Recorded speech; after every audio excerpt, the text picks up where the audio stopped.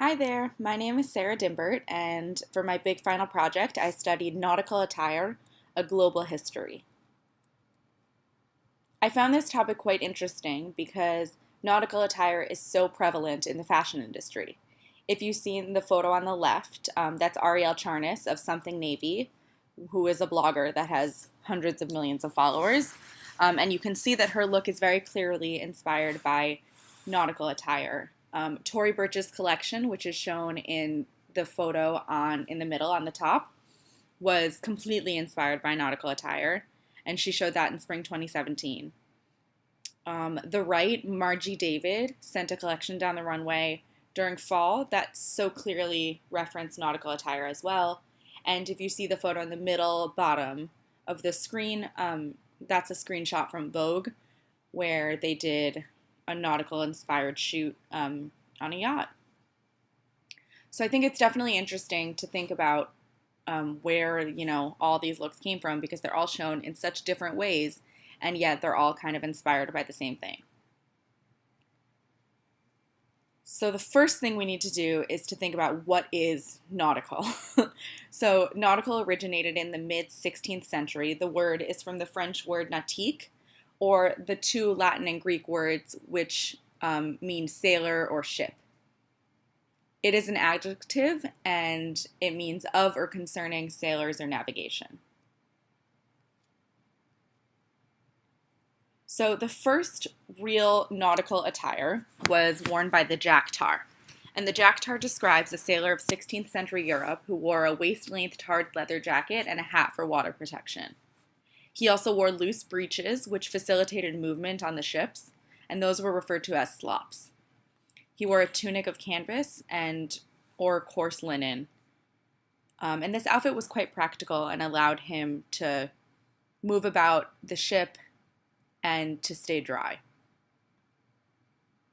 If you notice, the coat of the jack-tar so clearly has evolved into the pea coat, which is so commonly seen today. The mid-18th century marks the first distinction between occupational sailors and fishermen. And the birth of the official Navy uniform played a huge role in this.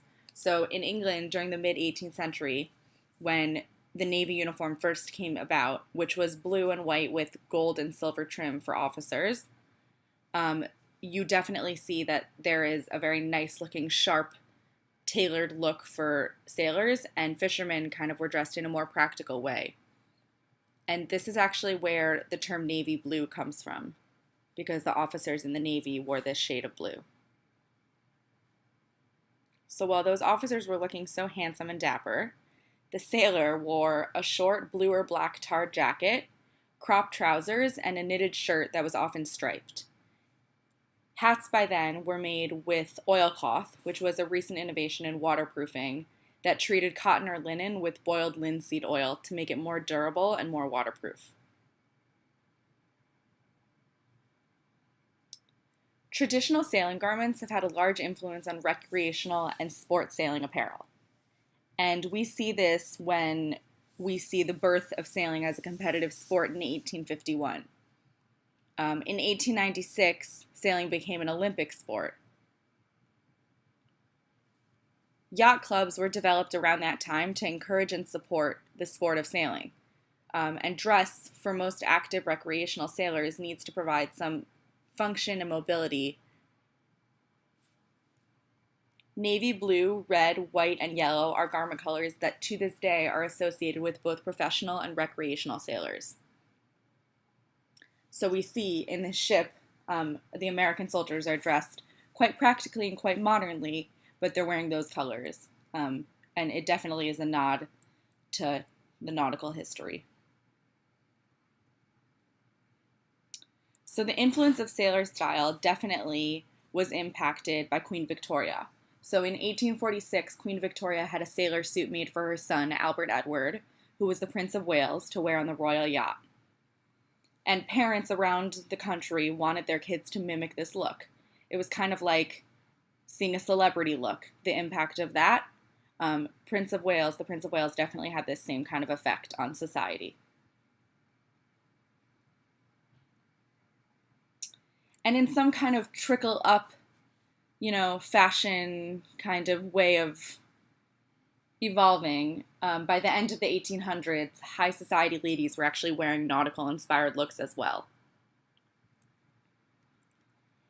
And in 1913, quite logically, the nautical inspired looks made their way to swimsuits. And right here you can see this photo from 1913 of a woman dressed in a very clearly sailor-esque swim dress on the beach. So Coco Chanel played a huge role in bringing nautical attire into the fashion market. So in France in 1917, on the coast of Deauville, Coco Chanel opened up her shop.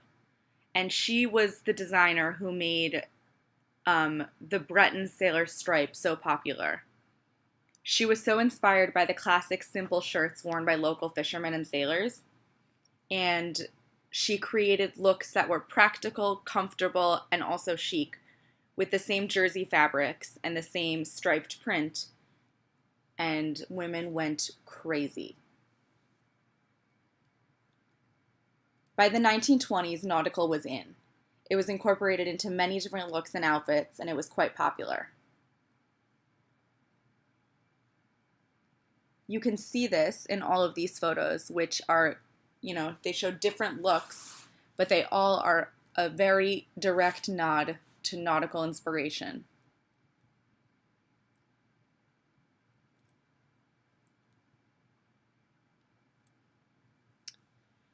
And then we see, during the next number of decades, that nautical attire is totally a staple in fashion. So during the 1940s, nautical attire was particularly popular because it was a sign of patriotism to wear clothing with a military influence. It was a way for women who dressed in this way to support their husbands while they were away in the Navy and in the Army fighting for their country. In the 1960s, nautical mod was in. You can see in this photo on the left, which is so very 60s, and I absolutely love, that nautical attire had become chic. It was something you could wear to work. It was something you could wear, to a fancy dinner party.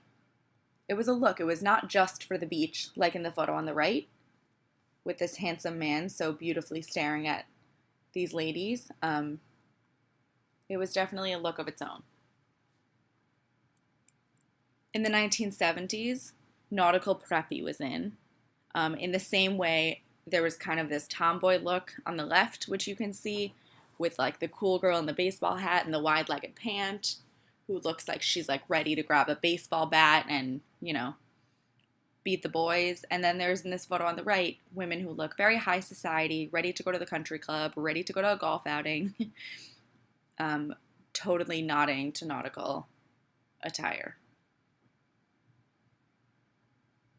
In the 1980s, nautical made it into high fashion, and I think there is no greater example of this than this Karen Alexander sailor dress.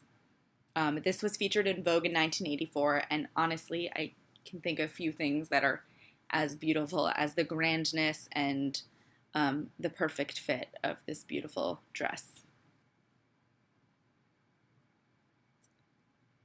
Today, we see nautical attire everywhere.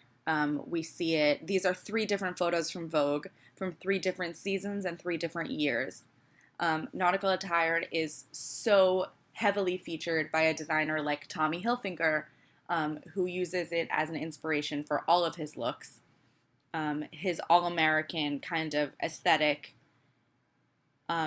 which is also shown by Ralph Lauren, is very distinctive of this classic American chic nautical look.